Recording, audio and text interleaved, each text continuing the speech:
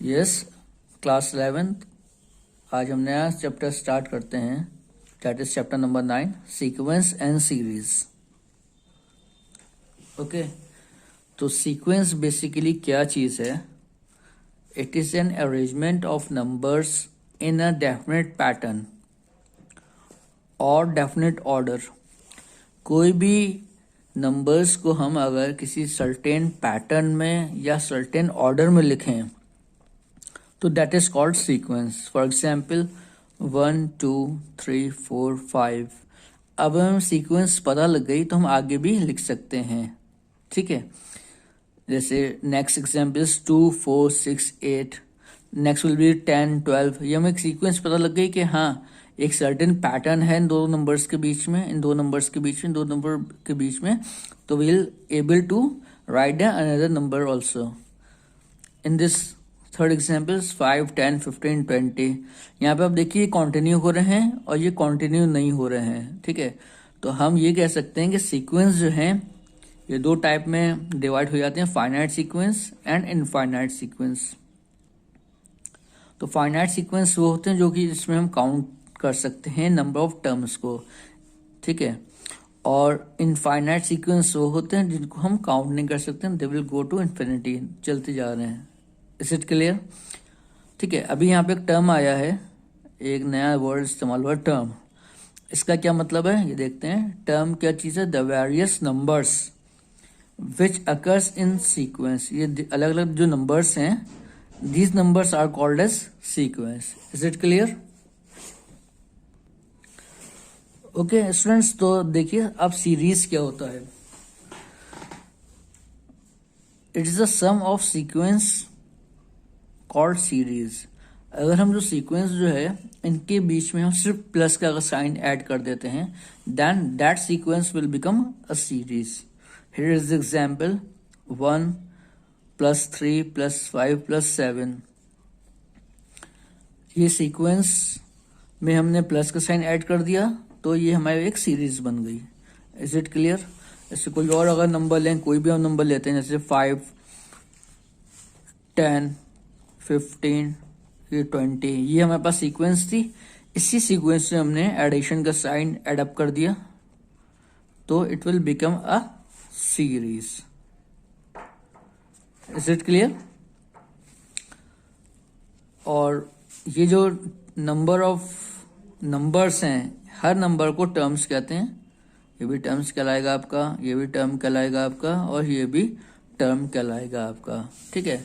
इसलिए यहाँ लिखा था the various numbers which occurs in a sequence, इनको टर्म कहते हैं। इसको हम generally A1 A2 A3 A4 यानी कि first term, second term, third term, इससे हम डिनोट करते हैं इसे। Is it clear? अब जैसे कि सीक्वेंस भी दो टाइप के, फाइनाइट सीक्वेंस है जिसको हम काउंट कर सकते हैं, फाइनाइट मींस जो कि काउंटेबल है, इनफाइनाइट जो कि अनकाउंटेबल है। In the same way series भी दो टाइप की होती हैं, finite series and infinite series, ठीक है। जैसे कि आपका 1 + 3 + 5 + 7 ये फाइनाइट सीरीज हो गई, ठीक है,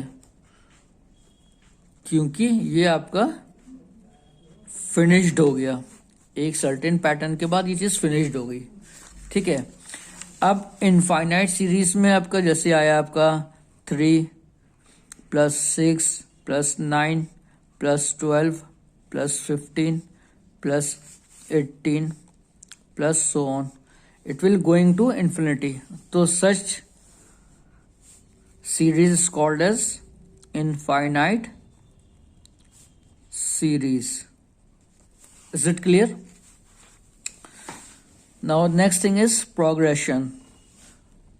Progression is a sequence with a definite rule. अगर कोई डेफिनेट रूल हम लगा दें सीक्वेंस में तो वो क्या कहलाएगा? प्रोग्रेशन, ठीक है। डेफिनेट रूल क्या है वो हम आगे बताएंगे। अब ये देखिए प्रोग्रेशन जो होता है ये भी तीन टाइप का इसका डिवीजन है, arithmetic progression, geometric progression and harmonic progression. तो first one is arithmetic progression. Arithmetic progression, जिसको हम AP से डिनोट करते हैं, ठीक है, ये क्या चीज है? If the difference between two consecutive terms is same then a sequence is called as arithmetic progression. For example, जैसे हमने 2, 4, 6, 8, 10, 12, ठीक है, जैसे कि हम देखें, हमने लिखा है 2, 4, 6, 8, 10, 12. दो कॉन्जिक्यूटिव टर्म्स हैं, इनके बीच का डिफरेंस यानी कि 6 - 4 = 2. ये दो कॉन्जिक्यूटिव टर्म्स लिए हमने, इसको हमने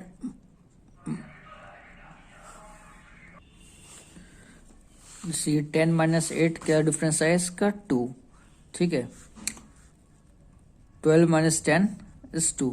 So we are seeing that the difference is constant, that is 2. Whatever we are taking the numbers, we subtracting number from the preceding one, we will get this constant difference. Such sequence is called as arithmetic progression. Is it clear?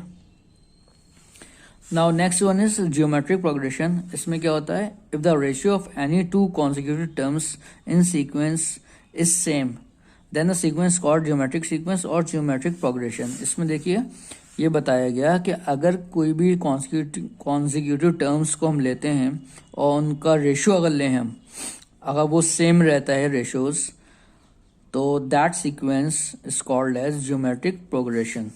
For example, जैसे यहाँ पे 2, 4, 8, 16, 32 and 64 ये हमने terms लिखे हैं. अब इनको देखते हैं ये ज्योमेट्रिक सीरीज में किस तरीके से हैं. सपोज 64 को हमने इसी कॉन्जिक्यूटिव टर्म से डिवाइड किया, then on simplifying it, 8 8 64, 4 32, 4 4, 4 2 8, that is 2.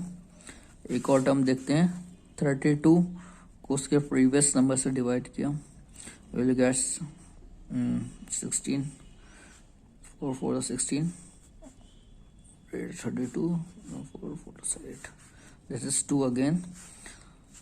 16 को 8 से करें तो 8 1 8, 8 2 16, that is again 2. Again we are seeing the ratio is same in all the cases, so it is a geometric progression.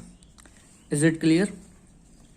बस मेन चीज हमें याद रखनी है, अगर डिफरेंस सेम है तो वो अर्थमेटिक प्रोग्रेशन कहलाएगा, रेशियो सेम आ रहे हैं तो वो जियोमेट्रिक प्रोग्रेशन कहलाएगा, और last one is harmonic progression. इसमें क्या होता है? If the reciprocal of the terms are in AP, then it is called harmonic progression. Harmonic progression में क्या होता है? अगर रेशियोज जो हैं किसी भी नंबर के, जैसे यहाँ पे 1/4, 1/7, 1/10 और 1/13 दे रखा है, इनका हम रेसिप्रोकल कर दें, सो इसको हम 1/1, ये रेसिप्रोकल करने के बाद वी विल ऑब्टेन 1, 4, 7, 10 एंड 13. इसका ये हमने रेसिप्रोकल किया. अब हमने देखा रेसिप्रोकल करने के बाद इनका जो डिफरेंस आ रहा है, जैसे 13 - 10 is 3, 10 - 7 is 3, 7 - 4 is 3 and 4 - 1 is 3. इनका रेसिप्रोकल करने के बाद जो डिफरेंस आ रहा है वो एक AP बना रहा है, ठीक है. तो such type of progression is called as harmonic progression. If the reciprocal किसका? टर्म्स का करने के बाद अगर वो AP में है, then it is the harmonic progression. ठीक है, ये 3 टाइप के प्रोग्रेशन हैं, लेकिन हार्मोनिक प्रोग्रेशन आपकी क्लास 9 के कोर्स में नहीं है. ओके, इस क्लास नॉट 9th, इस क्लास 11 में आपके कोर्स में नहीं है. ठीक है, तो आपको क्लास 11 में से 2 चीजें पढ़नी है, arithmetic progression and geometric progression. Is it clear? तो ये इसका बेसिक डेफिनेशंस थी कुछ अर्थमेटिक प्रोग्रेशन की, जियोमेट्रिक प्रोग्रेशन की, हार्मोनिक प्रोग्रेशंस की, और सीक्वेंस क्या होता है. तो इसको वीडियो का आप दोबारा देखें और इसको अच्छे से समझें.